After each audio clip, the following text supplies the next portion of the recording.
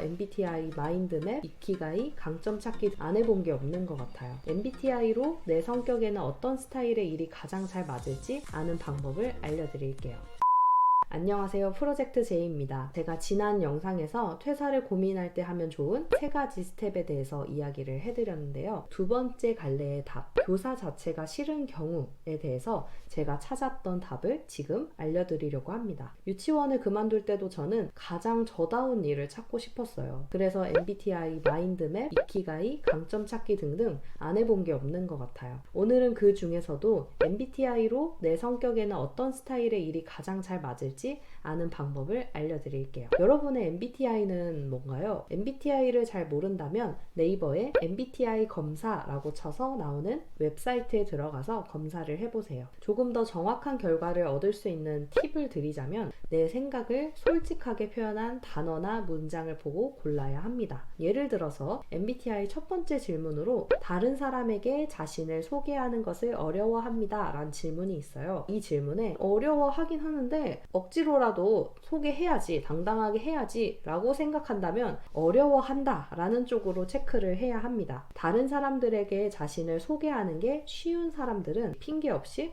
그럼 당연하지 라고 생각하거든요. 나의 약점을 인정하는 것 같아 보여도 솔직하게 체크를 하셔야 합니다. 그렇게 검사를 해도 사실 내 유형과 다르게 나올 수도 있어요. 그럴 때는 추가적으로 이 질문에도 답을 해보세요. 첫 번째, 처음 보는 사람과 어색한 상황이라면 먼저 말을 건다, 조용히 한다. 두 번째, 좀비가 세상을 지배한다면 그럴 리 없다.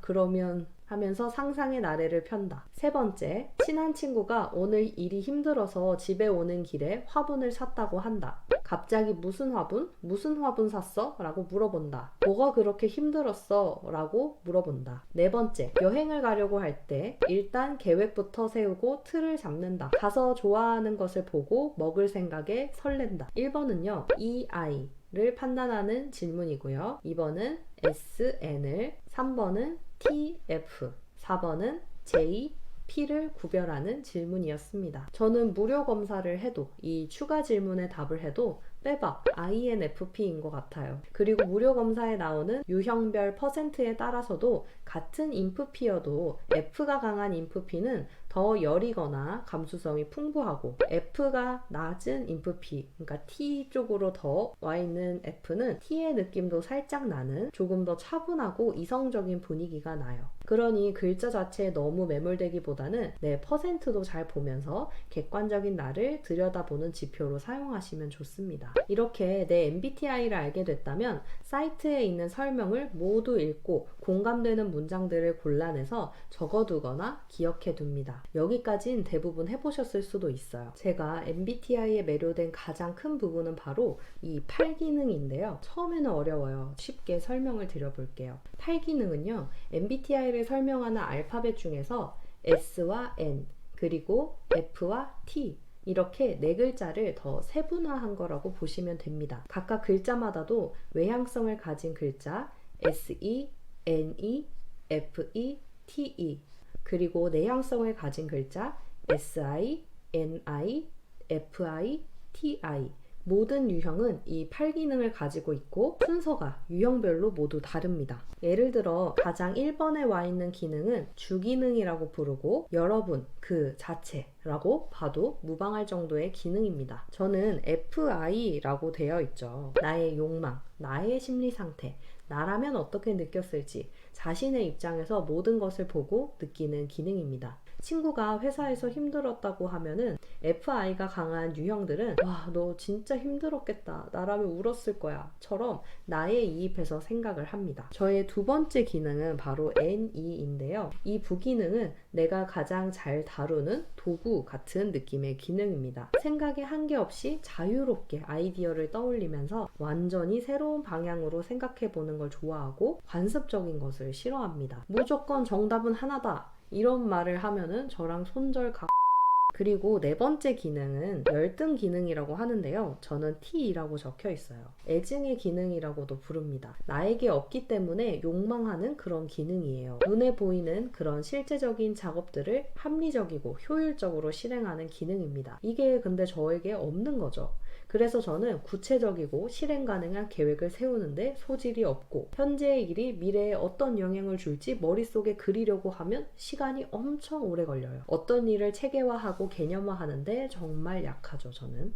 또 재밌는 기능은 이 5번째 기능인데요. 위선이라고 부르는 기능입니다. 이 기능은 나에게 손해라고 생각해서 나는 쓰진 않지만 남들에게서 우선적으로 찾는 기능이에요. 저에게는 FE라고 써 있는데요. FE는 내가 아니라 인류의, 인간의 감정을 알길 원하고 인간 관계에 관심을 갖는 기능입니다. 제 1번 기능인 FI와는 완전 정반대의 기능이죠. 그래서 저는 못하지만 FE 기능을 가진 사람에게 쉽게 끌립니다. 이런 사람들은 다른 사람의 가치관, 감정, 성격을 쉽게 파악하고 그 사람들이 편안함을 느끼도록 돕고 배려하고 공감하는 것을 좋아하고 잘하거든요.